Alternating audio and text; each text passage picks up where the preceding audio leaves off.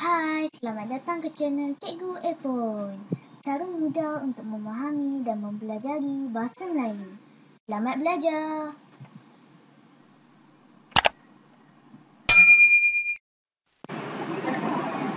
Hai murid-murid, apa khabar?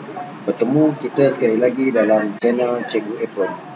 Cikgu harap murid-murid semua berada dalam keadaan sihat dan bersedia untuk meneruskan pembelajaran. Hari ini murid-murid, cikgu akan terangkan kepada murid-murid apa yang dipanggil sebagai isi tersurat dan isi tersirat. Mari kita lihat.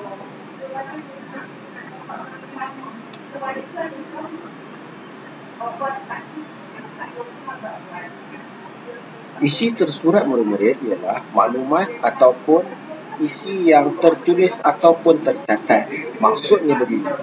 Katakanlah dalam petikan ataupun perenggan itu, apa yang tertulis itulah yang kita panggil sebagai isi tersurat.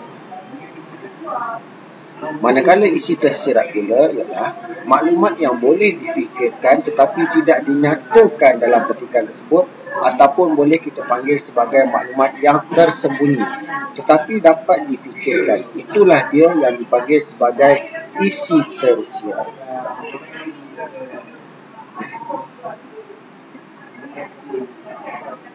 Baik murid-murid, hari ini cikgu ada satu petikan. Petikan cikgu bertajuk Bersatu Hati.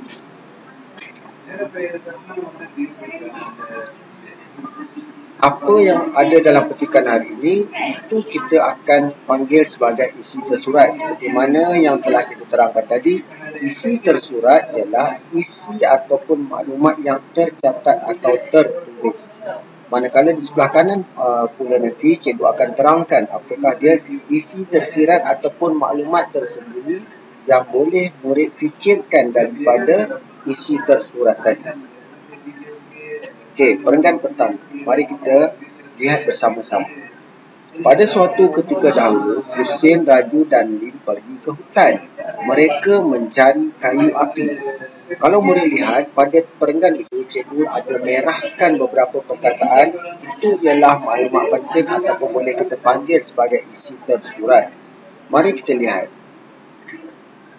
Daripada isi tersurat itu murid, kita dapat fikirkan mengapa mereka pergi ke hutan mencari kayu api. Mungkin kayu api itu digunakan untuk memasak ataupun untuk digunakan sebagai bahan bakar untuk menghidupkan unggun api. Ya, tidak dinyatakan, tapi kita boleh fikir mengapa ataupun sebab mereka pergi ke hutan untuk mencari kayu api. Okay, perenggan kedua pula murid, tiba-tiba Raju ternampak seekor ayam hutan. Dia mengekori ayam hutan itu tanpa disedari oleh rakan-rakannya. Okey, murid lihat ya. Daripada situ, isi tersiratnya pula ialah menarik minat. Okey. Apabila Raju ternampak seekor ayam hutan, dia mengekori ayam hutan itu tanpa disedari oleh rakan-rakannya. Ayam hutan itu telah menarik minat Raju dan menyebabkan dia mengikut ayam hutan itu. Tetapi dia tidak memaklumkan kepada rakan-rakannya. Itulah dia isi tersirat yang boleh kita nampak dari perenggan dua. Seterusnya, apabila hendak pulang, barulah Husin dan Lim tersedar akan kehilangan Raju. Mereka ingin mencarinya, namun mereka tidak berani meredah hutan kerana hari semakin gelap. Ini ialah isi tersurat daripada perenggan tiga. Mari kita lihat isi tersirat itu. Isi tersiratnya yang pertama memasang niat untuk mencari.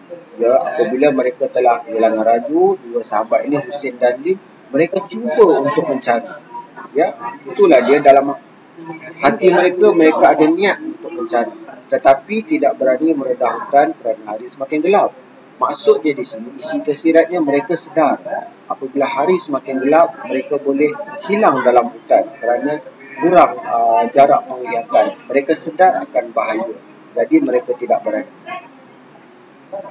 Ya murid jelas? Nampak ya beza apa itu isi tersurat dan isi tersirat. Dan perenggan yang terakhir sebagai contoh di sini isi tersurat, mereka berlari ke rumah ketua kampung. Husin menceritakan kejadian itu. ketua kampung mengarahkan orang-orang kampung mencari raju. Murid lihat, pada perenggan 4 ini cikgu dah merahkan berlari ke rumah ketua kampung dan juga mengarahkan orang-orang kampung mencari raju. Di sini kita dapat lihat isi tersirat ini. Baik, isi tersiratnya murid-murid. Tujuan mereka berlari ke rumah ketua kampung supaya mereka segera sampai. Itulah dia isi tersirat. Kenapa nak lari? Supaya segera sampai. Yang seterusnya pula, ketua kampung mengarahkan orang-orang kampung mencari raju. Di situ kita dapat lihat adanya isi tersirat membantu dan bekerja sama. Jadi murid nampak tak? Di sini cikgu dah tunjukkan kepada murid-murid beza antara isi tersurat dan isi tersirat. Sebenarnya murid-murid, kedua-dua makluman ini ada dalam petikan. Cuma yang tersurat telah tercatat ataupun tertulis. Tetapi yang tersirat ini tersembunyi namun boleh difikirkan. Syabas murid-murid.